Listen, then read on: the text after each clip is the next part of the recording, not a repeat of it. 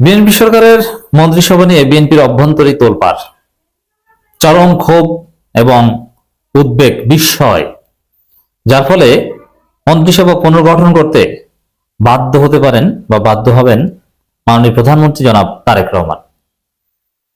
এখানে স্পষ্টভাবে প্রমাণিত হচ্ছে যে তারেক রহমান নিরুপায়। যেমন ডক্টর খলিলুর রহমানকে পররাষ্ট্রমন্ত্রী বানিয়েছে, এই মালকে রাখতে পারবে না। খবর, খলিলুর রহমানকে পররাষ্ট্রমন্ত্রী কারণে বিএনপি তো বিস্ময়, বিএনপিতে বিস্ময় শুরুর দিকেই, তাও একটা সিগনিফিকেন্ট মন্ত্রণালয়, এবং পুরো বিএনপি সরকারকেই নৈতিকভাবে প্রশ্নবিদ্ধ করে দেয় এবং নির্বাচনকে প্রশ্নবিদ্ধ করে দেয় ডক্টর খলিলকে পররাষ্ট্রমন্ত্রী বানানোর মধ্য দিয়ে। এবং বিএনপির আরেক কিছু সন্ত্রাসী মন্ত্রী, খুনি মন্ত্রী, যারা যেভাবে প্রকাশ্যে চাঁদাবাজের লাইসেন্স দিচ্ছে, চাঁদাবাজকে বৈধতা দিচ্ছে, চাঁদাবাজিকে, এই এদের কারণে তো এই সরকার বাংলাদেশ জাতীয়তাবাদী চাঁদাবাজ সরকার। চাঁদাবাজ সরকার দেশ চালাতে পারবে না। তারেক রহমান অত্যন্ত বিব্রত হবেন। তারেক রহমান যদিও সাংবাদিক এবং পত্রিকাগুলো সব দখলে আছে, কোন সাংবাদিকের সাহস নাই তারেক রহমানকে প্রশ্ন করবে যে মাননীয় প্রধানমন্ত্রী, আপনার মন্ত্রী চাঁদাবাজের বৈধতা দিয়েছে, চাঁদাবাজের, এখন আপনার সিদ্ধান্ত কি করবেন? এই প্রশ্ন করার সাহস কোন সাংবাদিকের বাংলাদেশের নাই। সব দালালের বাচ্চা দালাল। সমস্ত সাংবাদিক যারা তারেক রহমান দরবারে প্রবেশ করার সুযোগ পায়, সব দালালের বাচ্চা দালাল। সব পত্রিকাগুলো দখলে, আর যারা দালালি করে না তাদের চাকরি থাকে না।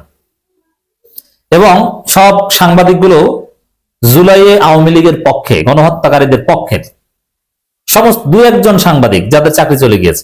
এই জন্য জুলাইয়ে যারা হাসিনার পক্ষে ছিল তারাই কিন্তু এখন তারেক রহমানের দালালি করছে, তোষামোদি করছে। এই জন্য মিডিয়া, এগুলো হচ্ছে আসলে গণতন্ত্রের শত্রু, জনগণের শত্রু। এস্টাবলিশড মিডিয়াগুলো, জনগণের প্রকৃত বন্ধু হচ্ছে সোশ্যাল মিডিয়া। সোশ্যাল মিডিয়া দেখবেন, ওইসব হাবিজাবি মিডিয়া টিডিয়া বাদ দেন। ওগুলোদের কি হয়? ওগুলোকে জনগণ জুলাইতে লাথি মেরেছিল না? দেখেন, যেই সাংবাদিকরা যেই টেলিভিশন চ্যানেল দেখিয়ে দিচ্ছে, ওই স্যার ওদিক গুলি করেন, ওদিক গুলি করেন, জুলাইতে মনে আছে? ওই সংবাদপত্রগুলো এখন বিএনপি, ওই টেলিভিশন চ্যানেল এখন বিএনপি। তো দর্শক, এই জায়গায় it's very significant and alarming. এখন এই চাঁদাবাজ মন্ত্রী, সেই মন্ত্রীকে রাখতে পারবেন না? কোন সাংবাদিক প্রশ্ন করা লাগবে না। সোশ্যাল মিডিয়ায় যে আলোচনা শুরু হয়েছে, আমরা যে কঠিন প্রতিবাদ করছি, এর ফলেই দেখবেন এক পর্যায়ে বাদ দিয়ে দিতে বাধ্য হবে। এবং অতি শীঘ্র বাদ এমনিতেই দিতে হবে। আরো অনেক মন্ত্রীকে বাদ দিতে হবে। অনেকের চাকরি নাই ভাই। আপনার মন্ত্রী, কয়েকজন মন্ত্রীর সাথে ভালো সম্পর্ক আছে ভাই, আপনাদের অনেকের চাকরি নাই। আপনাদেরকে বাদ দেওয়ার জন্য, যেমন একটা কথা আছে না, আইন তৈরি করা হয় লঙ্ঘন করার জন্য। মানে একটা আইনের একটা উদ্দেশ্য হচ্ছে যে আপনি একটা আইন করবেন, কেউ আইনটা লঙ্ঘন করবে, তারপরে আপনি শাস্তি দিবেন। আইনের অন্যতম একটা উদ্দেশ্য হচ্ছে এটা। মন্ত্রী এখানে অনেককে বানানো হয়েছে তোমাকে বাদ দিয়ে দেওয়ার জন্য। বাবা, আপনি থাকতে পারবেন না, কারণ ইউনুস কোটায়, আমেরিকা কোটায় আরো অনেককে ঢুকাতে হবে। তারপরে হয়তো ইউনুসকে রাষ্ট্রপতি বানানোর দিকে যাবে। তো ইউনুস কোটায় অনেককে ঢুকানোর জন্য আপনাকে বাদ দিয়ে দিবে। তো দর্শক, এই খবরটা দেখেন, যেখানে বিএনপির অভ্যন্তরেই তোলপাড়, বিস্ময়। তো সেই মন্ত্রিসভা যদি আপনি চালিয়ে রাখতে চান, তাহলে তো সেই আর এক ফেসিবাদ, ফেসিজম 2.0। কারণ কি? কারণ হচ্ছে আপনি বিএনপির ভিতরেই গণতন্ত্র রাখলেন না, সে হাসিনার মতো। দেখেন, হাসিনার পতন, আওয়ামী লীগের এই দুরবস্থা নিয়ে আওয়ামী লীগের ভিতরে অনেকে পর্যালোচনা করেন, অনেকে আমাদের সাথে শেয়ার করেন যে হাসিনার আশেপাশে কিছু লোকের কারণে আজকে অবস্থা হয়েছে। একটা সিন্ডিকেট ছিল যারা ত্যাগী নেতাদের হাসিনার কাছে যেতে দেয়নি।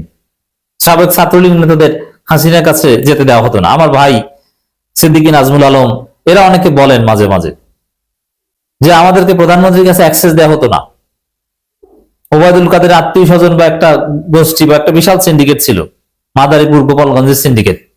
কিসের ছাত্রলীগ? অথচ ত্যাগী ছাত্রলীগ নেতা, তাদের কোনো দাম ছিল না। তো এইসব কারণে শেষ পর্যন্ত শেখ হাসিনাকে ভুলভাল বোঝানো হয়েছে এবং এক পর্যায়ে শেখ হাসিনা পতন হয়েছে। তো ওরকম তারেক রহমান যদি বিএনপির কথাই না শুনেন, বিএনপির ভেতরে যদি ত্যাগীদের মূল্যায়ন না হয়, বিএনপির ভেতরে যদি হাইব্রিডটা নেতৃত্বে থাকে এবং ভিতরে যদি ডেমোক্রেসি না থাকে, তাহলে দেখবেন এক পর্যায়ে ওই বিএনপির আভ্যন্তরীণ প্রক্রিয়াই ফ্যাসিস্ট হয়ে উঠবে, যার পুরো প্রভাব পড়বে সমগ্র জাতির উপর। এরপর সরকার ফ্যাসিস্ট হয়ে উঠবে। এই জন্য বিএনপি সরকারকে যদি ডেমোক্রেটিক হতে হয়, ফার্স্ট অফ অল দল হিসেবে বিএনপিকে ডেমোক্রেটিক হতে হবে। সেখানে বিএনপিতে বিশ্বাস ডক্টর খলিলকে পররাষ্ট্রমন্ত্রী করার মধ্য দিয়ে। তো দর্শক, এই এই এই বিষয়ের তো একটা সমাধান করতে হবে। এর সমাধান এইটাই, দিন শেষে এই দুজনকে বাদ দিয়ে দিতে হবে, বিশেষ করে খলিলকে বাদ দিয়ে দিতে হবে। সদ্য বিধানে অন্তর্বর্তী সরকার নিরাপত্তা উপদেষ্টা দায়িত্ব পালনের সময় আলোচিত খলিলুর রহমান নির্বাচিত বিএনপি সরকার গুরুত্বপূর্ণ পররাষ্ট্র মন্ত্রণালয়ের দায়িত্ব পাওয়ায় খোদ দলটির নেতাকর্মীরাই অবাক হয়েছেন। এর সমালোচনা করেছে বিরোধী দলও, যেখানে সরকারি দলও এটা চায় না, বিরোধী দলও চায় না, চায় কে চায় আমেরিকা। তো তারেক রহমান এখানে কি করেনি, তার কিছু করার নাই, তিনি তার হাত পা বাঁধা।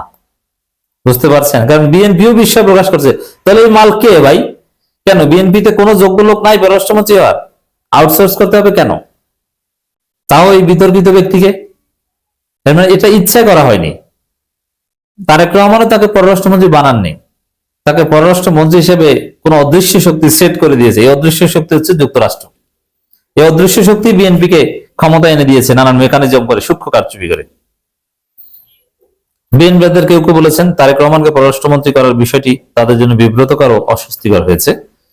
নানান আলোচনা চলছে ব্যবসায়ী, অর্থনীতিবিদ সহ বিভিন্ন মহলে, কারণ অন্তর্বর্তী সরকার 18 মাসে অনেকেই খলিল রহমানের ভূমিকা নিয়ে আলোচনা ও বিতর্কের সৃষ্টি হয়েছে।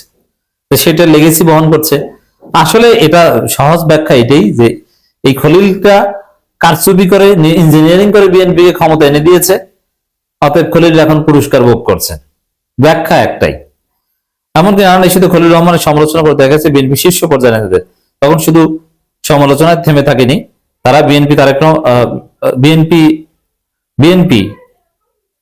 খলিল রহমানকে অন্তর্বর্তী সরকার থেকে সরিয়ে দেওয়ার দাবিও জানিয়েছিল। সর্বশেষ নির্বাচনে কয়েকদিন আগে যুক্তরাষ্ট্রের সঙ্গে বাংলাদেশের বাণিজ্য চুক্তি নিয়ে ব্যবসায়ী, অর্থনীতিবিদের পাশাপাশি বিএনপি নেতাদেরও কেউ অভিযোগ তুলেছিলেন যে দেশের স্বার্থ রক্ষা হয়নি। অথচ ওই চুক্তির সাথে বিএনপি জড়িত ছিল, এখন খলিলকে পররাষ্ট্রমন্ত্রী বানানোর মধ্য দিয়ে প্রমাণিত হলো। এই চুক্তি ঘিরে অন্তর্বর্তী সরকারের শেষ সময়ে বিএনপি নেতাদের অনেকে প্রকাশ্যে খলিল রহমানের সমালোচনা করেছেন। কিন্তু আলোচনার সমালোচনা থাকলেও খলিল রহমান পররাষ্ট্রমন্ত্রী হলেন তারেক রহমান নেতৃত্বাধীন রাজনৈতিক সরকারের। নতুন সরকারের মন্ত্রিসভা এটি বড় ব্যতিক্রম। প্রশ্ন হচ্ছে বিএনপি কেন তাকে এটি গুরুত্বপূর্ণ মন্ত্রণালয়ের দায়িত্ব দিল? খলিল রহমান নিজেও এমন প্রশ্ন মুখ্যমন্ত্রী জবাবে তিনি বলেছেন বিএনপি মন্ত্রিসভায় তিনি জোর করে যাননি, তিনি কেউই জোর করে যেতে পারেন না। এর রহস্য একটাই, আপনি যতই বিবিসি রিপোর্ট করুক আর পয়েন্ট বাই পয়েন্ট বিবিসি খুঁজুক, বিএনপি নেতাকর্মীরা অবাক, জাতি অবাক, সবাই হতভম্ব। এর তাৎপর্য একটাই, সেই যুক্তরাষ্ট্র থেকে ওহি এসেছে, যে যুক্তরাষ্ট্র ভারত নেক্সাস বিএনপিকে ক্ষমতা এনে দিয়েছে, তাদের নির্দেশেই ডক্টর খলিল পররাষ্ট্রমন্ত্রী হয়েছেন। তারেক রহমান এখানে নিরুপায়।